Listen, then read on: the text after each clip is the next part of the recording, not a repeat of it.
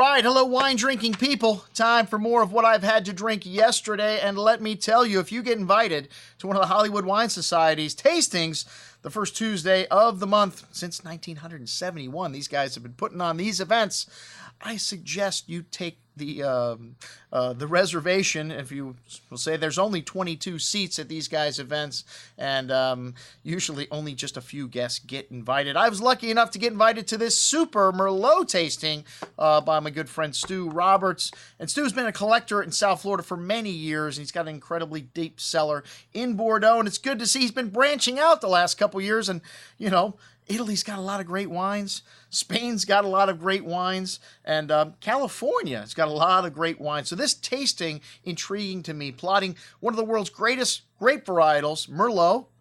Some people might argue with that, but when it's done right, it is one of the greatest wines in the world. You've got Pomerol, which is arguably one of the greatest areas in the world for this varietal. You've got California, Napa Valley, and Sonoma that I think they've got potential to make great Merlot. And then you've got Italy in Tuscany, on the coast, especially in Bulgaria. They've got some of the world's greatest examples of this varietal. So that was the theme of this tasting. Each flight having one of each. The first flight we started out with a little Pride Merlot, and this definitely the underling in the fight here, all because everything else, I mean, top level of quality. The Pride seemed a little bit oxidative on the nose, dried herbs, red currant, berry fruit, plum, dark chocolate, but still a nice freshness to the palate. This wine still had a lot of good fruit remaining there, some dried meaty notes on the finish, sweet mocha, almost like a Tootsie Roll candy kind of quality, but excellent wine. 01 was a very good vintage. The 2007 Petrolo Galtrona, outstanding, man. Wow. And all of the wines from Italy had this kind of meaty character,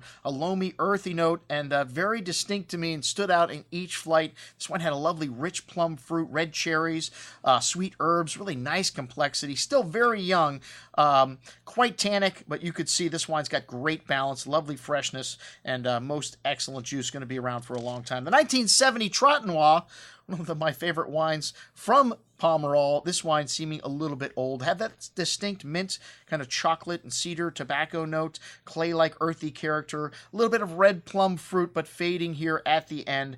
You should have drank this wine up years ago, folks.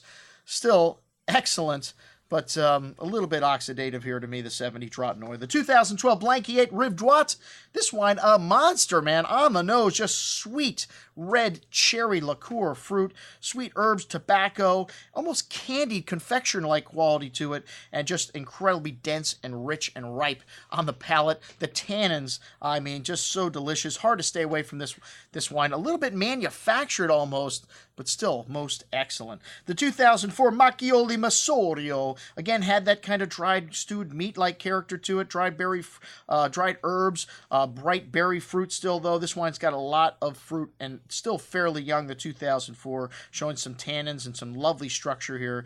Most excellent juice, man. The Tuscan Merlots really showed very well at this event. The 82 L'Evangile, also outstanding. One of my favorite wines of the night, had that textbook mint, dark chocolate, plum, cherry, a little bit musty maybe, but as this wine opens up, it blew off. Just lovely complexity, smooth and velvety texture. The 82 showing at its peak right now. Sure, you could keep it 10, 20 more years, or this is Bordeaux, but just incredibly flattering right now. The 2008 Vera Lemus, my second favorite wine of the night. This wine had a Bordeaux-like quality to it, a lovely earthy character, red licorice, dark cherry, toffee, but you still notice that rich fruit that you get from California. Very thick and chewy on the tongue. This wine very young. The 2008 vintage showing promise for the future. This wine, killer juice, my highest rating. The Red Agathi 2006, also outstanding. Like I said, man, the Tuscans really stood their ground in this match. Dark plum fruit, that earthy quality, a little bit of tar,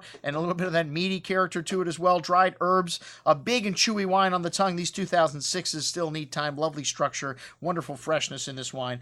Outstanding. As was the 89 Lafleur, just one incredible wine after the next. Stu Roberts, man, kudos. What an incredible tasting. This 89 Lafleur, just beautiful right now. That earthy clay-like character coming out. Mint, chocolate, lovely rich ripe fruit here. Plummy, smooth, velvety texture, and a lovely freshness, a long layered finish. Most excellent juice. Wow. The Capscandi, this wine, to me, I mean, the Blanky Eight and this wine, both a little sweet. 2007, an outstanding vintage, liqueur-like fruit, sweet tobacco, mocha, cherry liqueur, almost toasty, oaky notes, and very big, and still had some balance to it. One of my least favorite wines of the evening, still excellent. The 2001 Masetto, a knockout. This wine easy a pick for the wine of the night, and had that meaty character to it as well, but incredible richness on the palate. This 2001, still very young. I would keep it for another decade or two. Needs a little bit more time, but has everything in its place in proportion. Killer juice. The 82 Petrus, man, I've had this wine a couple of times. I don't want to say it was disappointing. This is the best example of 82 Petrus I have ever had. Wow, just a decadent bouquet, dark chocolate, minty notes, toffee, and just layers and layers of fruit on the palate. A lovely velvety texture, wonderful richness here. The wine of the night, according to the group as well. This wine still has a lot of life left in it. This bottle did. Very, very old at this point, the 82 Petrus, but Petrus known for taking a long time to come around. So, wow. 59 Souter to finish off the night. Wow, that wine had this lovely honeyed apricot preserve-like note, brown spices, very thick and viscous on the tongue, hints of orange blossom, beeswax, honey, excellent juice as well. Thank you, Stu Roberts, the Hollywood Wine Society, for putting on one hell of a Merlot tasting. I'm your host, Andrew Lampasoni, signing off for the Wine Watch, saying, remember, always drink the good stuff first.